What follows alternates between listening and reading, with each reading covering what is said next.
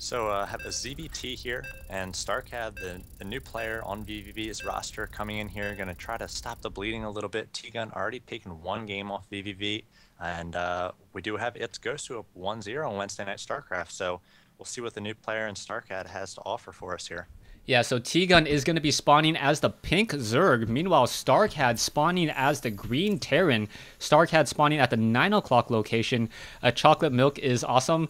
I cannot disagree with that. I know my daughter absolutely loves her chocolate milk right now, and it's a very good way to make sure that your children actually get plenty of calcium. But then again, I'm sure most of our viewers out there don't have children.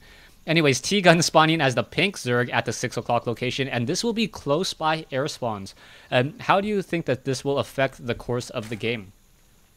Well, I mean, this is really a map that I don't like playing ZBT on all that much. A third base can be difficult to take, and that small choke that you have to defend in your natural can be difficult as well.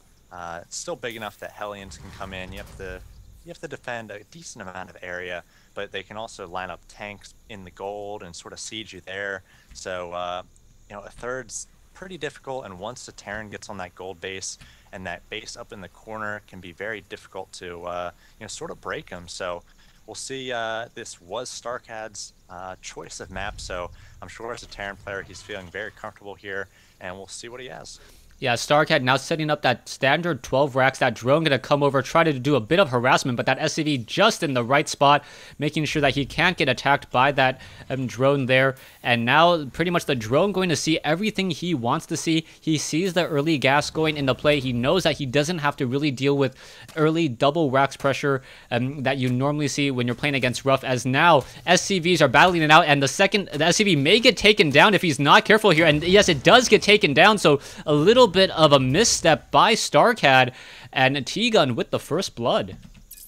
Yeah, already losing an SCV, really can't afford to give away units, and this is something that maybe a little bit of nerves playing on Wednesday Night StarCraft here, and playing up against a pretty good player in T-Gun, who we saw take out Titan in game one. And now StarCad, a lot of Terran players throw down that really fast supply depot to wall off there, but I feel like T-Gun sent out such a fast scout. In this matchup, typically don't have a scout that quickly, but he was able to get a lot of good information. He was able to see that one gas has started, and now he's stealing the other gas. So this is really going to limit the builds that StarCad can do.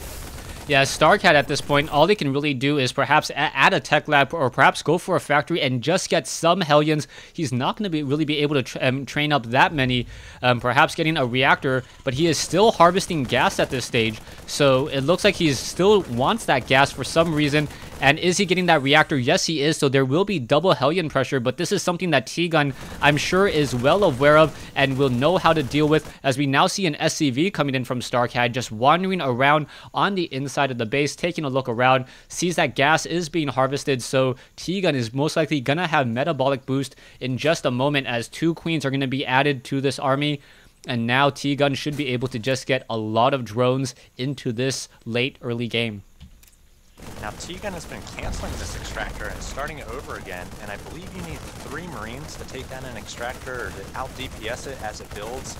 And because StarCad was making a reactor on that barracks so that he could land his factory there, he wasn't actually able to come out with a 3rd Marine. So his 2 Marines here have been shooting that extractor for what seems like a few minutes now, and T-Gun just continues to cancel it, finally letting it finish there. I'm not sure whether that was on purpose or a mistake, but really denying that second gas from StarCad. And now StarCad is going to be starting that command center, so going for a Hellion expand here, a very, very popular build in the current metagame. Yeah, so StarCat going to have 2 Hellions, but you can already see the Spine Crawler being added by T-Gun.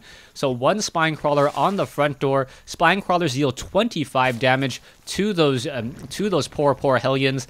But then again, the Hellions are very, very cheap, very effective splash damage units early on, as the drones, many drones have been burnt to a crisp, and I guess can no longer testify to it, but we have all seen it in action. You can tell you're a Terran player when you describe Hellions as poor, poor Hellions. I'm sorry, is my Terran showing? It might be a little bit. So T-Gun's going to have to try to figure out how many Hellions are coming, whether it's going to be 2, 4, 6, whether StarCad's going to actually stop production here. It looks like he has for the moment. in favor of expanding and adding some more racks onto that reactor, and a sacrificial overlord going in there for T-Gun. So he's able to see, it looks like at least that expansion, and these 4 Hellions going to do their best to deny creep spread here for T-Gun, and T-Gun going to try to sneak in some creep tumors here whenever he can, but should be pretty safe with this wall off. He's got double evolution chambers, he's got that one poor spine crawler, and he's got these 2 queens here as well. Yeah, and what I like about T-Gun and what his build is here is that he has a creep tumor on the low ground, so creep is actually starting to spread, and StarCat can't really do much to stop it. T-Gun should be able to let this creep tumor move out and move across over here in just a moment, and that is going to affect just how much creep is spread out. StarCat trying to stop it, but there's not much that he can really do in order to prevent T-Gun from spreading this creep, as the creep tumors are just all on the high ground and he doesn't have sight up there. Yeah, so here's the trouble for Zerg at this point, is he's having trouble spreading creep a little bit, and he's going to have to try to break out of here. We'll see whether he's able to get a surround on these Hellions. These 4 Hellions doing their best to stay off of that creep so they can't be surrounded, but T-Gun really wants to take a 3rd expansion at this point. Most Zergs would to stay 1 base ahead of the Terran player. Instead, he's almost forced to sort of tech up. He's going for a lair tech, and he has only got just 2 extractors, and he's also getting 1-1 upgrades. I really like both those plays at this point. 1-1 gonna make any sort of tank marine push a lot weaker as we move into the mid game here, and we do have maybe a surround on these Hellions. We'll see whether he's able to get them, and he's not able to. Yeah, unable to get them. The Hellions are going to be able to retreat and regroup, perhaps get a nice line of fire. Once again, one poor Zergling going to get toasted.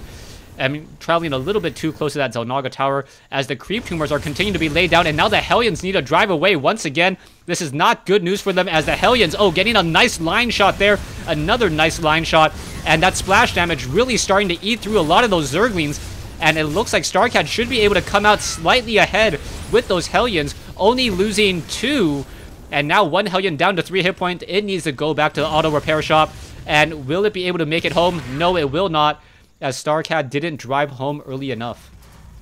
Yes, so many Zerglings went down there, and it forced out about another 20 Zerglings from T-Gun, so those are drones he wanted to be making here. Right now, he only has 39 Harvesters, so he does not have full saturation on his 2 bases, so a win there for the Terran player. Stark had some pretty nice micro there with the Hellions, and now here comes this Marine tank push I was talking about, and the fact that 1-1 is finished is going to make these Lings very terrifying.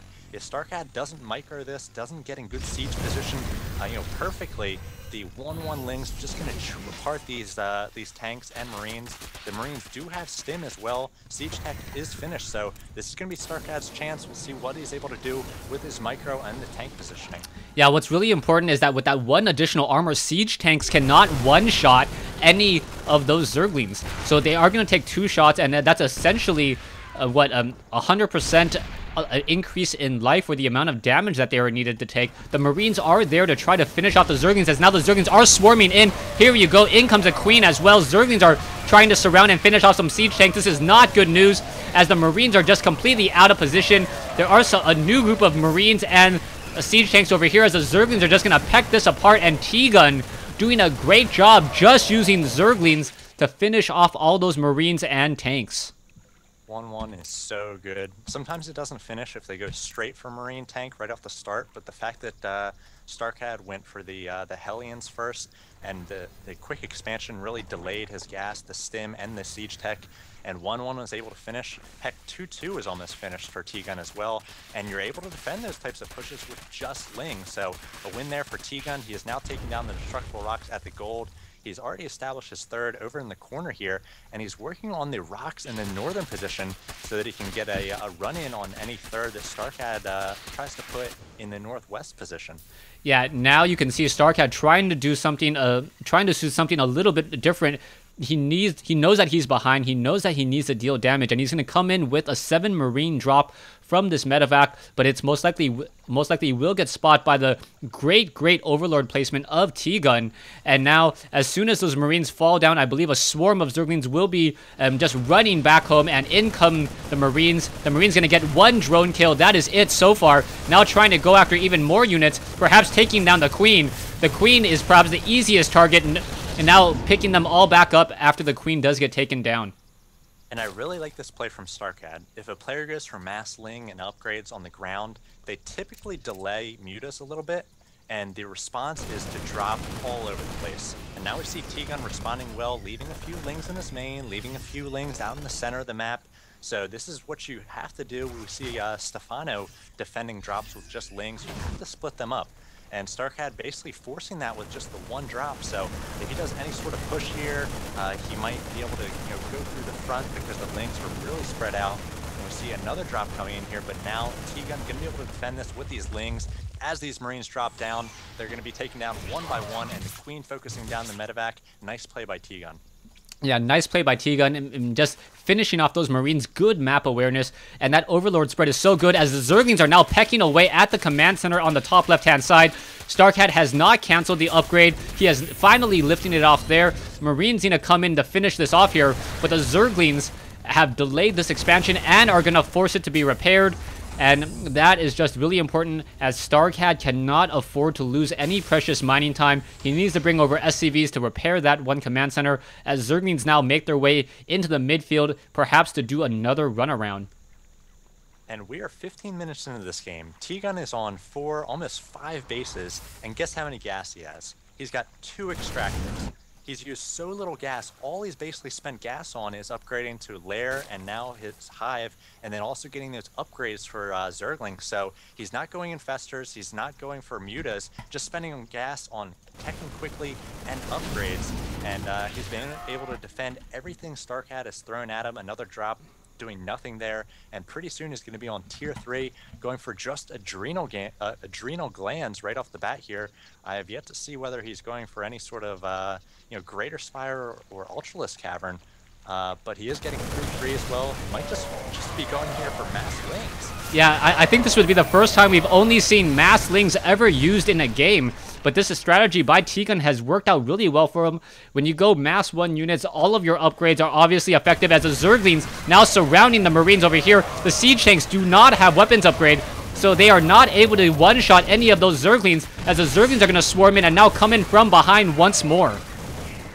Yeah, and T-Gun just doing work here with these Zerglings. If we check it out, he's got 135 Zerglings, he's got 80 drones against the 56 SCVs and just 28 Marines for StarCad. So, as you mentioned, StarCad does not have that all-important level 1 weapons upgrade for the Siege Tank. So, he really needs to get on his horse and start upgrading there.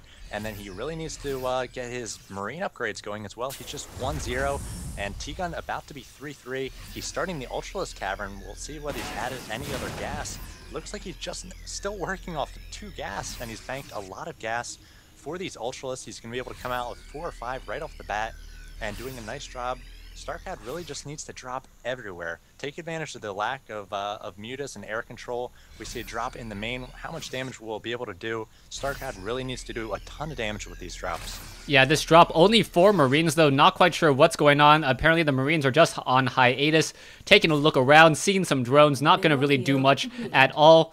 As there we finally go. In come the Marines. Going to take down 1 drone, 2 drones. Zerglings now coming in. The Zerglings are, I believe, 2-2 upgraded as the Marines are going to get shot out of the sky there by the help of the Queens. And another run in here at the north, and this is just a ton of lings. This is probably close to 80 lings here, running in, getting a very good surround on these Marines. The Marines evaporate instantly, and now this might be GG. StarCad's going to lose the majority of his SCVs. He's got nothing to stop. He's going to move up here with his army, but siege mode is not yet set up. And a great surround here by T-Gun right before siege mode gets initiated, and he's going to be able to take down this entire force. He's got 4 ultras, 60 lings on the way. There's the GG from StarCad.